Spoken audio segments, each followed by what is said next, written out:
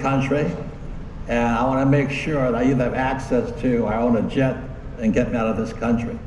So right now, there was a book written by Ayn Rand called Atlas Shrugged. It's Ayn Rand time. It's time that capitalists go into hiding because the socialists are coming after us. That's my warning.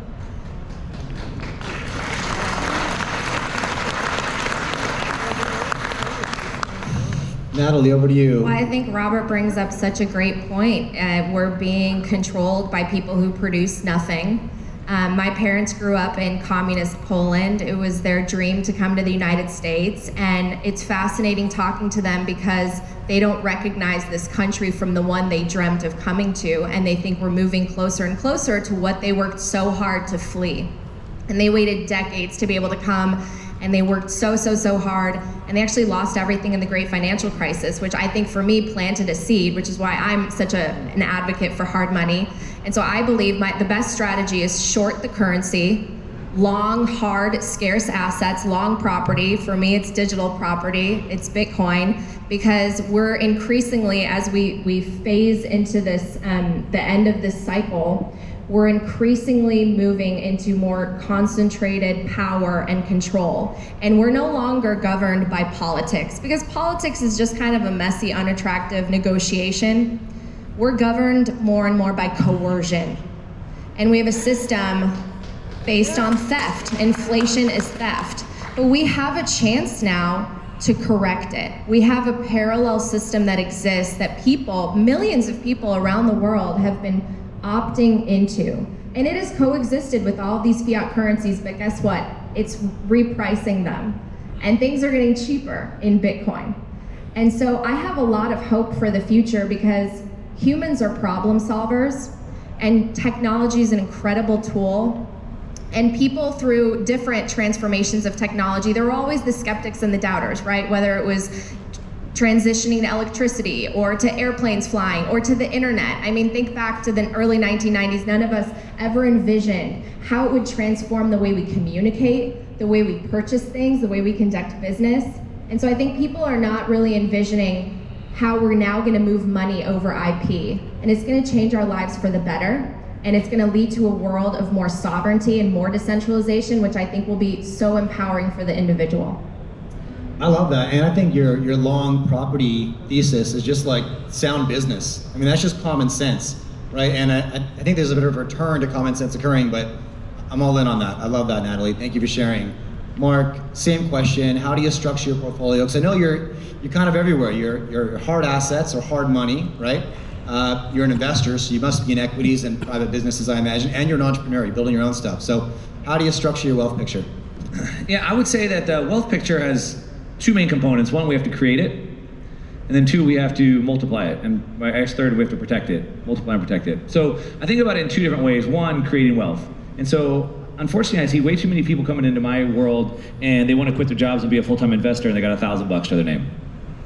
It's not how it works. Warren Buffett still went to work at a business every day called Berkshire Hathaway. Ray Dalio went to work every day at a business.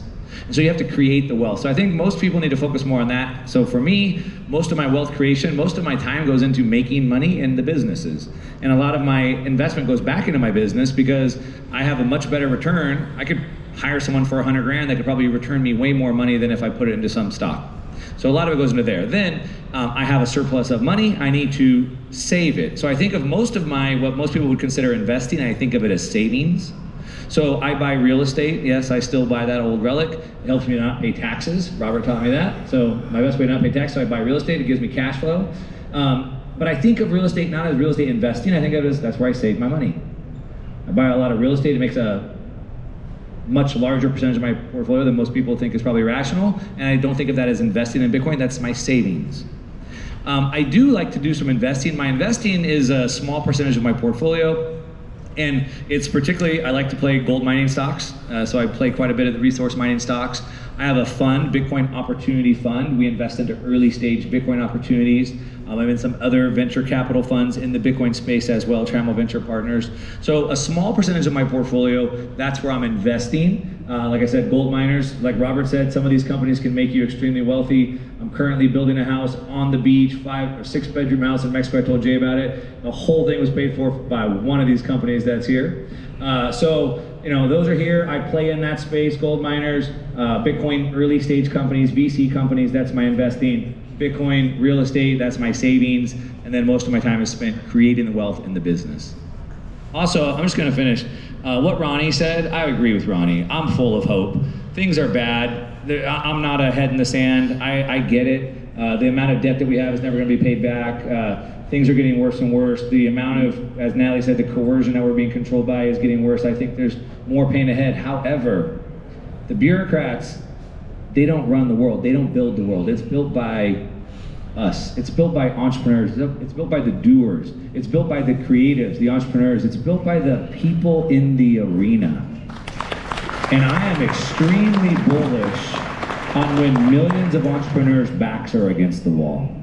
Because entrepreneurs solve problems. If there's no problems, there's no solutions. There's nothing for entrepreneurs to do. There's no money to be made, there's no alpha. And what I see, like Ronnie said, and when I look out in this crowd, Jay, you have a group of younger people, younger generation than I've seen, and I believe that when the times get hard, these entrepreneurs are gonna build the world that we want, and I'm here for that.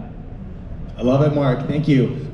And yeah, I love the simplicity too, the significance of assets that you can take private ownership of, private property, Natalie. And then Mark, I mean, when I asked you what you invest in, essentially your answer was my businesses. I invest in cash flow, right? Probably the most undervalued asset, especially in conversations at a conference like this, is cash flow, because everybody wants the 10X, everybody wants the 10 bagger, right? Okay, look. One more thing. Yes, please, Robert. The greatest asset you can have is your partner. And I think one of the things you want to look for here is who are people interested like you to partner with. For instance, you know, Marin Katusa and I met here. We partner here. We took our company public, ODV, $1 billion project, not in China, in Utah. But the biggest, you can check it out, but it's your partners are either assets or liabilities to you. And that's why I would look amongst the people here, because you guys are proactive. You showed up.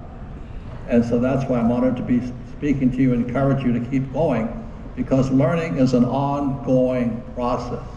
You don't have the answer, but you can keep learning. So when the Chinese took my $1 billion gold mine, it was thank you, I'm gonna get smarter now. So that's the attitude to have. Thank you very much.